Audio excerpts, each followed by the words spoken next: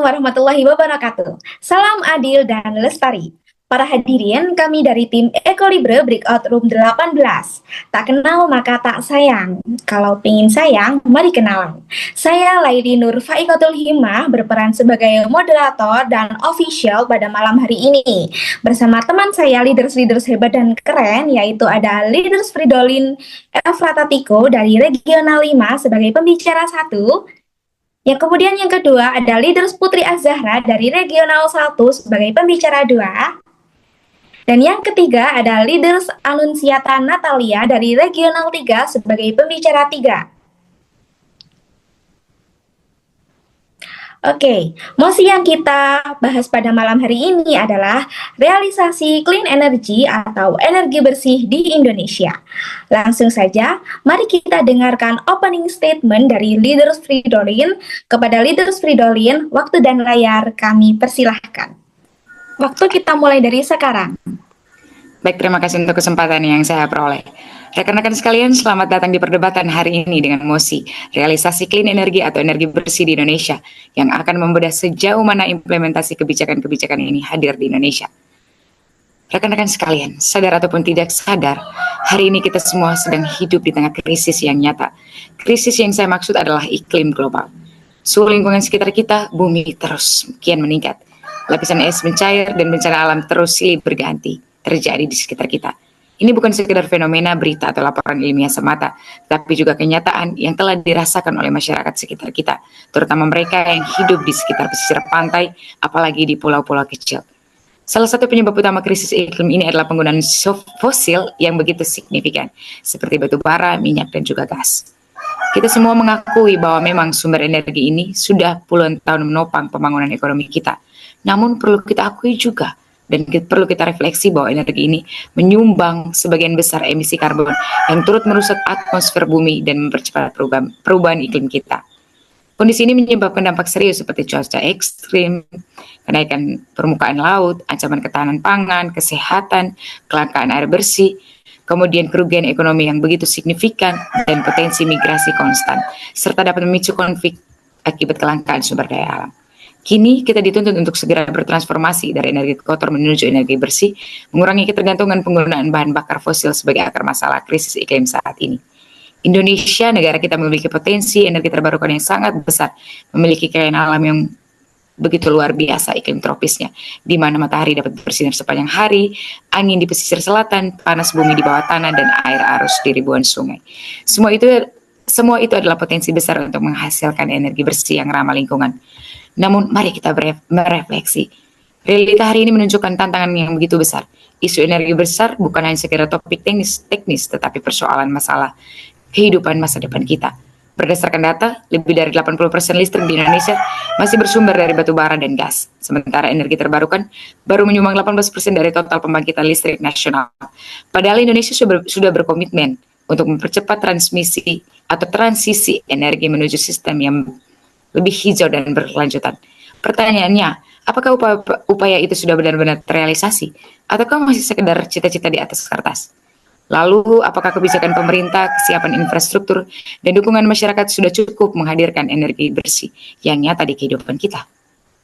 Rekan sekalian, pertanyaan inilah yang akan menjadi fokus perdebatan kita hari ini. Tim Pro akan membedah meyakinkan kita bahwa energi bersih di Indonesia sedang dan bisa direalisasikan secara baik sebagai jalan menuju masa depan yang hijau dan berdaulat. Sementara tim kontra akan menentang pandangan ini dengan menunjukkan fakta hambatan, inkonsistensi, hingga realitas di proyek-proyek energi yang sudah ada. Sejauh mana realisasi energi bersih diimplementasikan dengan baik menuju transisi yang berkelanjutan, atau justru malah menambah masalah yang baru. Mari kita saksikan bersama dalam pemaparan berikut ini. Baik, terima kasih Leaders Fridolin atas pemaparannya yang menyampaikan selama 3 menit 7 detik. Selanjutnya kita akan mendengarkan pemaparan dari Leaders Putri Az-Zahra sebagai tim pro. Kepada Leaders Putri, waktu dan layar kami persilahkan. Baiklah, kalau gitu saya akan memulai pidato saya dalam 3, 2, 1.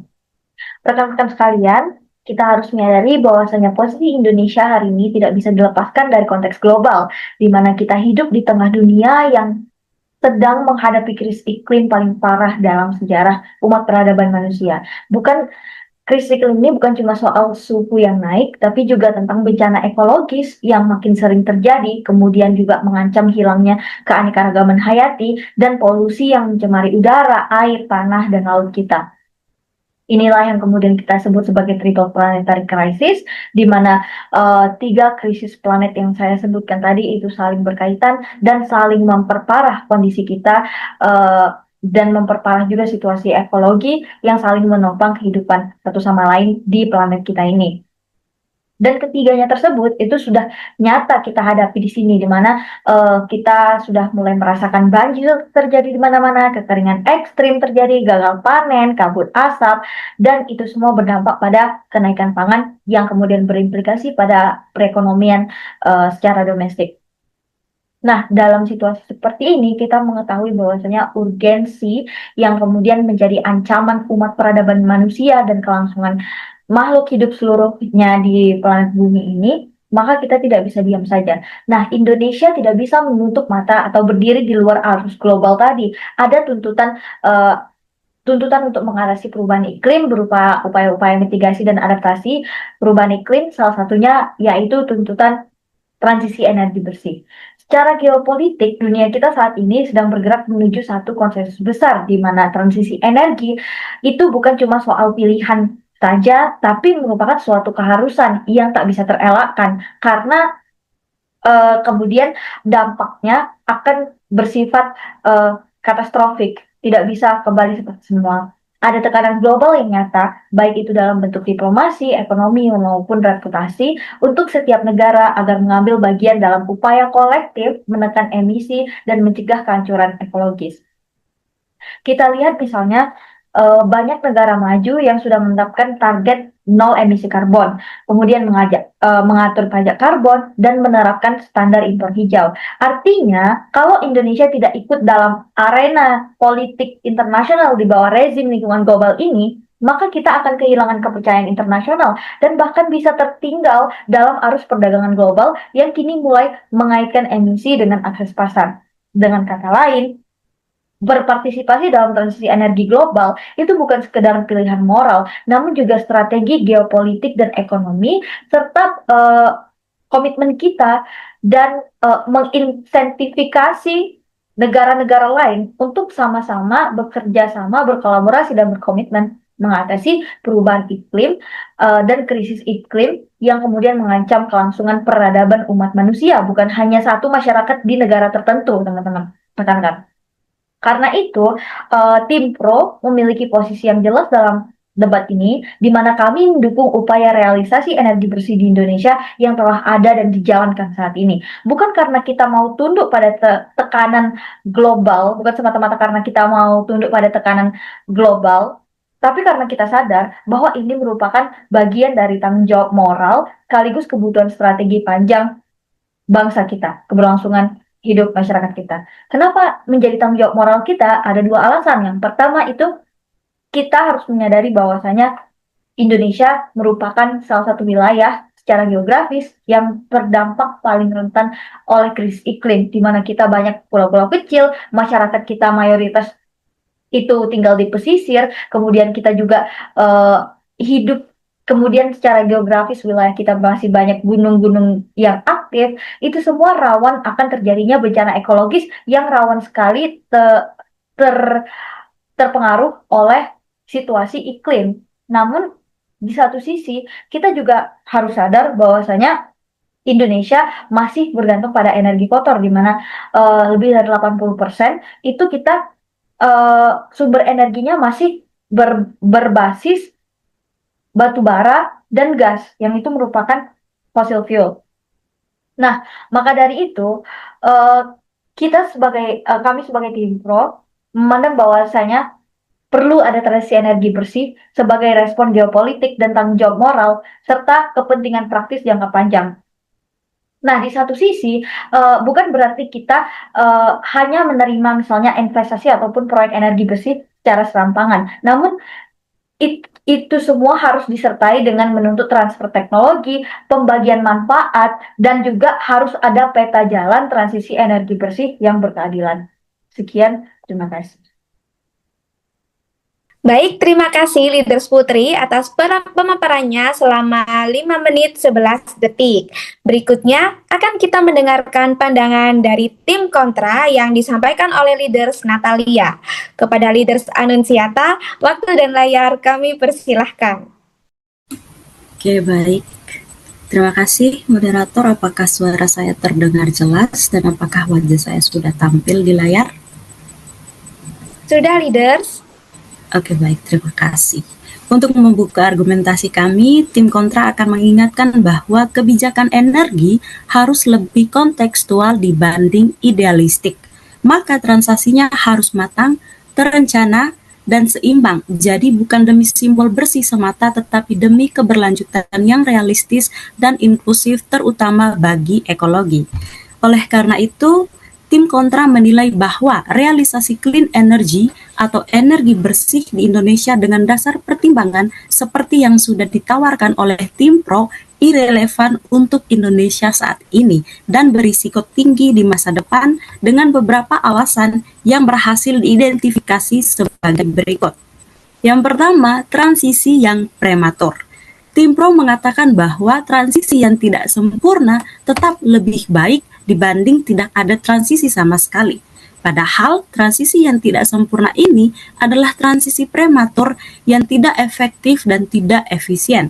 Karena merealisasikan energi bersih secara tergesa-gesa tanpa kesiapan teknologi, infrastruktur, dan pendanaan justru kontraproduktif bagi stabilitas ekonomi dan ketahanan energi nasional, sehingga realisasinya justru dapat menimbulkan defisit energi dan meningkatkan beban ekonomi nasional. Yang kedua, stick to status quo bukan bentuk stagnansi, melainkan suatu konsep yang realistis.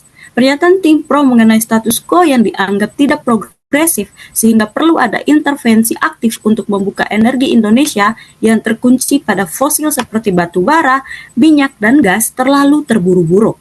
Karena bagi tim kontra, stick to status quo ini justru pertimbangan yang realistis. Karena apa? Karena pendekatannya lebih bertahap. Dengan demikian lebih menjamin stabilitas ekonomi dan juga energi. Yang ketiga, energi bersih melanggengkan energi kotor.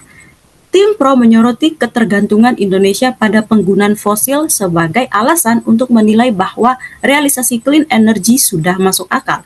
Padahal pada kenyataannya, proyek clean energy ini juga menghasilkan emisi karbon dan bukan energi terbarukan.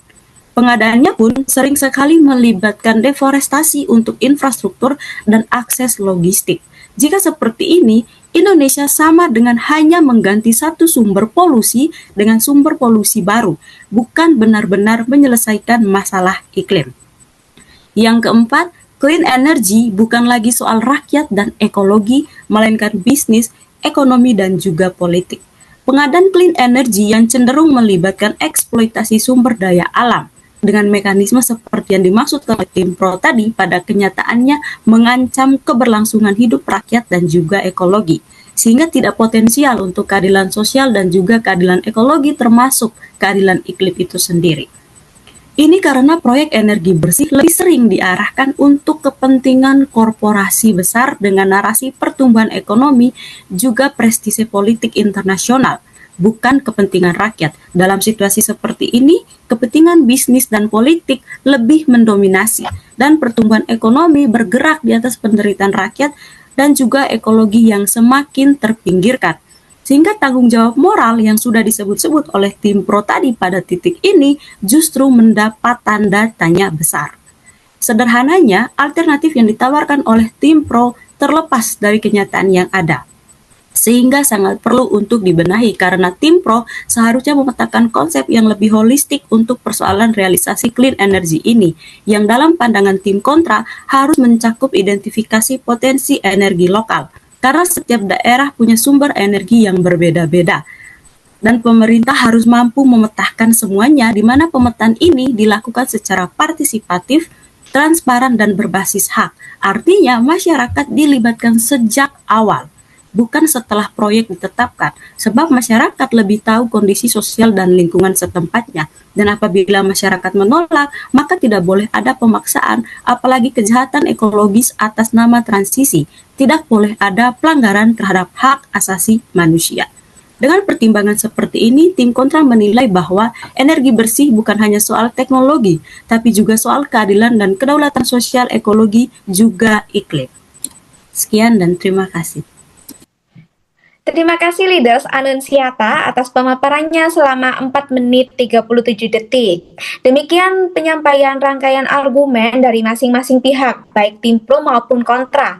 Sebelum menutup sesi pada malam hari ini, berikut adalah closing statement yang akan disampaikan oleh Leaders Fridolin. Kepada Leaders Fridolin, waktu dan layar kami persilahkan. Oke, baik. Rekan-rekan sekalian, kita telah mendengar dan menyaksikan bersama bagaimana dua pendapat atau dua gagasan tadi disampaikan. Keduanya berbeda namun sama pentingnya. Tim Pro menekankan bahwa dunia saat ini berada dalam situasi darurat iklim yang begitu nyata hadir di negara kita, yang menjadi salah satu negara yang merasakan dampak paling besar di daerah-daerah terutama di pesisir pantai, kemudian pulau-pulau kecil. Karena itu, transisi menuju energi bersih dipandang sebagai langkah mendesak dan sebagai tanggung jawab moral untuk menjawab krisis global. Meski prosesnya belum sempurna dan masih terkesan lambat, perubahan menuju energi bersih ini dianggap jauh lebih baik daripada kita terus bergantung pada energi fosil, energi kotor yang tentunya merusak lingkungan. Sementara itu, tim kontra menyoroti bahwa implementasi energi bersih di Indonesia saat ini masih jauh dari kata ideal. Banyak proyek yang diklaim bersih, tetapi nyatanya menimbulkan dampak lingkungan sosial dan ekonomi baru, bahkan seringkali didorong oleh kepentingan bisnis semata. Dari perdebatan ini, kita belajar bahwa perlu keseimbangan, balance antara urgensi transisi energi bersih dan juga kesiapan implementasinya. Indonesia harus berani beralih dari energi kotor ke energi bersih demi masa depan bumi, namun juga harus memastikan mempertimbangkan keadilan sosial ekologisnya untuk kehidupan hijau yang berkelanjutan, berdaulat, dan berkeadilan untuk kehidupan kita yang jauh lebih baik di masa depan. Semoga melalui gagasan yang disuarakan dalam debat ini, kita semua melakukan pertimbangan multiperspektif terhadap realisasi clean energy atau energi bersih, terutama di Indonesia, negara kita tercinta ini. Sekian paparan dari kami. Atas perhatiannya, kami ucapkan terima kasih. Demikian closing statement yang disampaikan oleh Leaders Fridolin dengan 1 menit 47 detik, yaitu mosi realisasi clean energy bersih di Indonesia dari tim Ekolibre. Untuk menutup sesi pada malam hari ini, izinkan saya berpantun. Matahari bersinar di ufuk timur, angin sepoi berhembus pelan. Terima kasih untuk semangat yang makmur. Sampai jumpa di forum yang lebih cemerlang. Saya Laili Nur Faikotul Hima beserta teman-teman saya leaders yang hebat dan keren pamit undur diri. Wassalamualaikum warahmatullahi wabarakatuh. Salam adil dan lestari. Lestari. Adil dan lestari.